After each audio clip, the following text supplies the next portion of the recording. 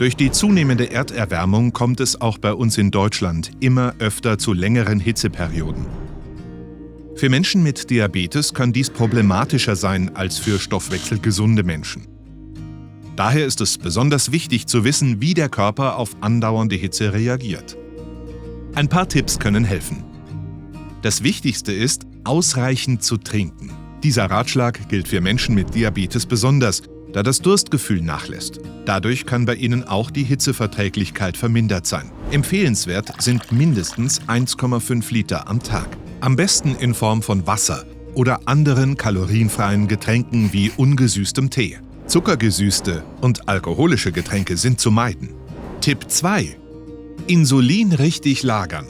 Wer Insulin benötigt, sollte zudem unbedingt auf ausreichend Vorrat und die richtige Lagerung bei 2 bis 8 Grad achten. Der im Gebrauch befindliche Pen sollte nicht über 30 Grad gelagert werden, also nicht auf der Fensterbank oder unter direkter Sonneneinstrahlung.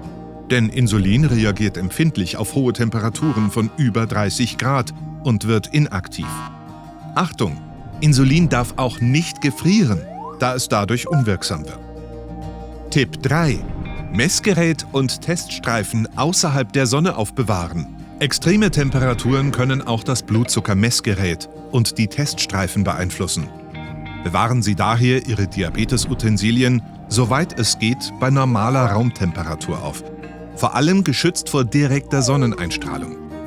Allerdings können auch kalte Temperaturen zu irreführenden Ergebnissen führen, sodass Sie die Utensilien nicht kühlen sollten. Tipp 4. Dosierung von Insulin und Tabletten anpassen.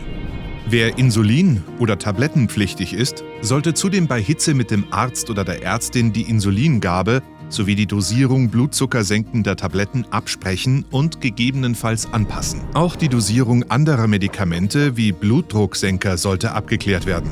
Ebenfalls beachtet werden muss, dass bei warmen Temperaturen das Insulin schneller im Körper verteilt wird. Das erhöht die Gefahr einer Unterzuckerung. Zudem reduziert sich bei Hitze oft der Appetit, was ebenfalls zu einer Unterzuckerung führen kann. Aber auch das Gegenteil kann der Fall sein.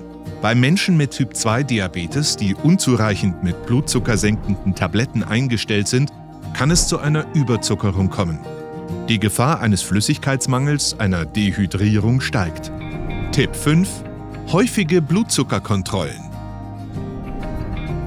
Grundsätzlich ist es bei Diabetes an heißen Tagen empfehlenswert, den Blutzucker mindestens 2-mal täglich und auch den Blutdruck regelmäßig zu messen.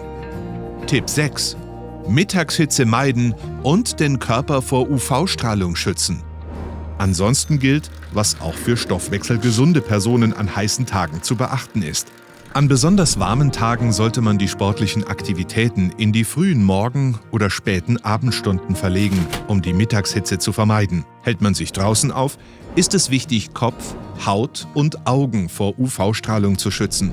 Mit diesen Tipps sind Sie vorbereitet für den Sommer und reduzieren hitzebedingte Probleme in der Diabetesbehandlung.